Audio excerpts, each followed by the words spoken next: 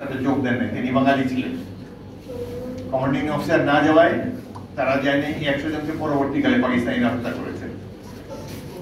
আমি 200 সৈনিক নিয়ে যখন পাশের খিতপুতিয়া গ্রামে যাই, সেখানে যাই দেখে অদ্ভুত দৃশ্য।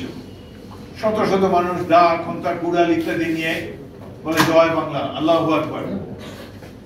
এবং এই যে তাদের প্রস্তুতি দেখে তারা আমাদেরকে জড়িয়ে ধরে। তাদের কাছে শুনলাম যে অন্যান্য ক্যান্টনমেন্টে ইতিমধ্যে ইস্ট বেঙ্গল রেজিমেন্ট বিদ্রোহ করেছেন, মেজর জিয়াউর রহমান স্বাধীনতার ঘোষণা করেছেন।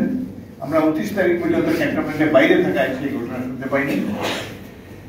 এখানে বলতে চাই যে সেদিন পাকিস্তানিরা যে দানবীয় তৎপরতা শুরু করেছে, ভীত সন্ত্রস্ত মানুষ যেভাবে একেবারে আত্মসমর্পণের জন্য প্রস্তুত পালিয়ে বেড়াচ্ছে, সে সময় যদি ইস্ট বেঙ্গল রেজিমেন্ট এবং ইপিআর মেজর জিয়াউর রহমানের নেতৃত্বে বিদ্রোহ না করতো, তাহলে তো কোনো মুক্তিযুদ্ধ হতো না।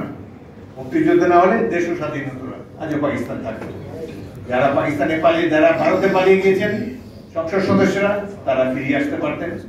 এই রাউন্ড টেবিল, আরেকটা রাউন্ড টেবিল বৈঠকের মাধ্যমে হয়তো শেখ মুজিবুর রহমানকে প্রধানমন্ত্রী ঘোষণা করা হতো, কারণ তিনি মেজরিটি পার্টির লিডার ছিলেন। পাকিস্তান আগের মতোই চলতো, সেই বঞ্চনার কোনো অবসান হতো না। শেখ মুজিবুর রহমানের সংগ্রাম ছিল পূর্ব পাকিস্তানের স্বায়ত্ত শাসনের সংগ্রাম। পশ্চিম পাকিস্তানে বেলুচিস্তান, পাঞ্জাব, ফ্রন্টিয়ার, সিন্ধ, 4টা প্রভিন্স যেভাবে স্বাধীনতা বা উন্নয়ন ভোগ করে, পূর্ব পাকিস্তান বঞ্চিত। পূর্ব পাকিস্তান যেন ওই 4টা প্রভিন্সের সমান সুযোগ সুবিধা পায়, এই জন্যই ছিল আন্দোলন, এই জন্যই 6 দফা, অন্যান্য দফা। স্বাধীনতার কথা সেখানে উচ্চারিত হয়নি। তারা যে স্বাধীনতার চিন্তা করে নেয় তার একটা ছোট্ট প্রমাণ দিই। 8ই এপ্রিল তারিখে ঢাকা ক্যান্টনমেন্ট থেকে 3 জন অফিসার পালিয়ে যান, যে তারা যেহেতু মুক্তিযুদ্ধ শুরু হয়ে গেছে, তারা মুক্তিযুদ্ধে যোগ দিবেন। তাদের একজন ক্যাপ্টেন মুস্তাফিজুর রহমান, পরবর্তীকালে সেনাপ্রধান জেনারেল মুস্তাফিজুর রহমান। অষ্টম সেক্টর মুস্তাফিজ এবং আমি, আমার বন্ধু সহপাঠী, আমরা 8 সেক্টরে আমরা যুদ্ধ করি। যশোর কুষ্টি অঞ্চলে পাশাপাশি আমাদের যুদ্ধের এলাকা ছিল। তিনি আওয়ামী লীগ শাসন আমলে 8ম সেক্টরে একটা রিইউনিয়ন অ্যারেঞ্জ করেন যশোর ক্যান্টনমেন্টে।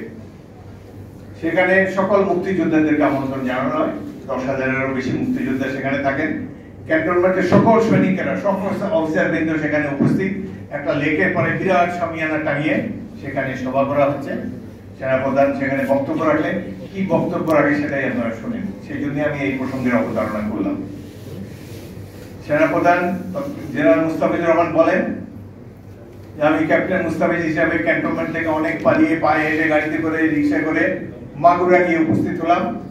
সেখানে দেখি সংগ্রাম কমিটির নেতা, সেখানকার সিনিয়র নেতা জনাব সোহরাব হোসেন, আওয়ামী লীগের সিনিয়র নেতা, পরবর্তীকালে প্রথম ক্যাবিনেটে তিনি পূর্তমন্ত্রী ছিলেন। এই সোহরাব হোসেন সাহেবের কাছে গিয়ে আমি রিপোর্ট করলাম এবং বললাম যে স্যার, আমরা তো এসেছি যুদ্ধ করার জন্য, আমরা 3 জন অফিসার, এখন আমাদের কি কর্তব্য? সোহরাব হোসেন সাহেব জবাবে বললেন, ক্যাপ্টেন সাহেব, আপনাকে কে বলেছে এখানে আসার জন্য?